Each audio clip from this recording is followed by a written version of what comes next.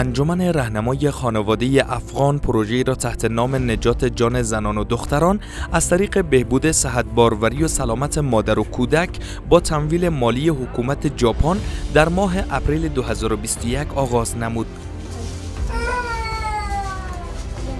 پروژه مذکور از جمله پروژه‌های درازمدت انجمن راهنمای خانواده افغان بوده که مرحله اول و دوم آن موفقانه به پایان رسیده است و فعالیت مرحله سوم این پروژه در ماه جولای 2024 آغاز گردیده است.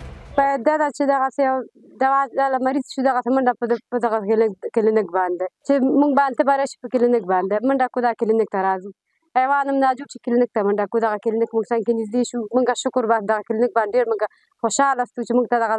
جوړ شو چې منډه په دا کلینیک باندې په خو باندې درشي سر باندې درشم دا کلینیک ته منډه کو ډېر راضي است مونږ د سره راضي است شکر باندې دغه کلینیک مونږ ته جوړ شو دا ماشوم مې چې په نس واره میاش کې راتون دي راته ګولۍ به راکولې دوا به راکولې چې شه دوا به ور سره هغه به راته راکړ ام دې هغه لاندې او مت تر څو د اجلي پیدایښت پورې د چې پیدای کېدل هم زمدل تر هغه ام دې راته اولادات راکړه خو اولادات راته راکړه موږ دغه نوري اوسیدونکو موږ له دغه ډاکټر ډیره مننه موږ ته خوشاله یو ایمان ګور په اولاد مریض او ماسختن 9 بجې موږ راوسته دې ډیر خدمت وکاو ماشوم خو په غ باندې خو په خوشاله پیدا سو د ماشوم خدمت مو کو د موږ د مریض خدمت مو کو کی جمادران که در ویزیت دویم ختمه در PNC یا پیش از ولادت برضو هم ما در نظر گرفتیم که باز غذای تغذی که نظر سوی تغذی می باشد برضو هم غذا به نام سوپر سیریال تا 6 ماه شیر طفل خود که شیر میده بازی توصیه میکنیم با 12 ملاقات خودم به خاطر 24 سالگی خدمات پیش میبرم که یکی خدماتی که پیش از ولادت زنای حامله رو میبینم بعد از ولادت زنایی که ولادت کرده میباشن و ولادت همیشه پیش خودم هم میکنن و او زنایی که در بین ولادت وقفه میارن یعنی به خاطر که وقفه میگیره 2 سال 3 سال نه این متدارم ما به مریضا به مراجعین یا به زنا خدماتش پیش میکنم روزانه مراجعینش دیگه از 15 نفر 20 نفر این تو روز میاد که 25 نفر هم میباشه حتی تا 30 نفر هم میباشه خوی 24 ساعت است نیوتریشن بخش یعنی سوی تغذیه بخش کې کار کوم چې دلته 2 ډوله سوی تغذیه مریضان ګورم چې یو متوسطه سوی تغذیه او شدیده سوی تغذیه نو د مخکې لمړی سکرینینګ کیږي چې په دې په واسطه موږ کولی شو چې شدید او متوسطه سوی تغذیه مریضان پیدا کړو او د دې سره کونسلینګ هم کوم مشوره دهي هم ده یو کونسلینګ دی مثلا د هغه مریضان چې جی بی وی کیسونه هغوی سره کونسلینګ او بل چې د مشوره دهي دی یعنې میندو ته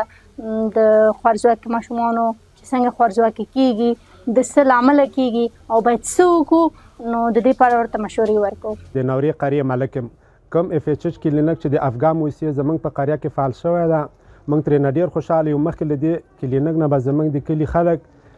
بل نور کلینیکونو ته تلل چې هغه ډېره مسافه وه.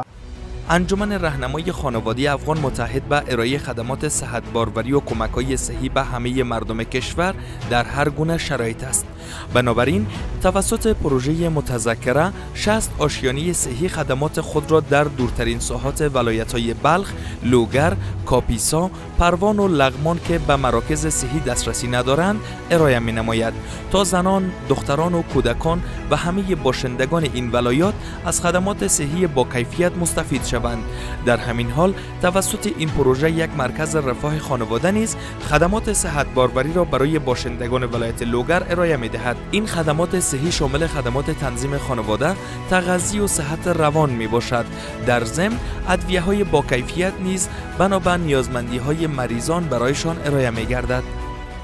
دوای خوب و عالی و ما همیشه که آمده ایم شب و روز در خدمت ما بوده است و سابق اینجا کلینیک نبود. همیشه جای دیگه که می رفتیم فاصله 4 کیلومتری را طی می کردیم. قبلکم سوی تغذیه بود تو همیجا آوردمش و هزیجا خوب شد. حال این دختره که از خودم بسیار مریضی زیاد داشتم همیجا تداوتی مکرد خدمت مکرد شب و روز ما آمدم به ما خدمت کردن. کانسلینگ پیش میبریم که بیشترین مراجعین ما که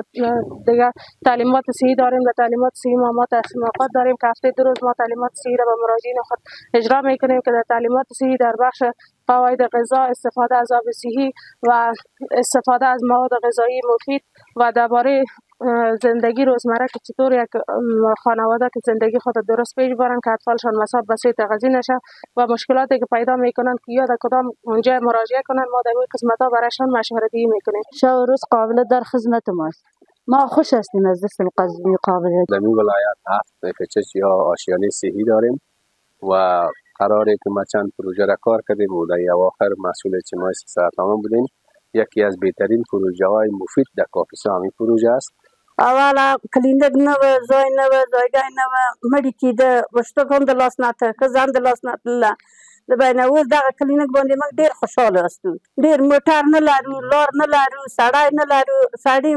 سړی دې پیرونکي موږ اردن شهیده یاستو. کلینیک بر ما جور شده، زیاد خوب است. خودم تکلیف قلبی دارم، یعنی من فصل تنگ میشه و روز یک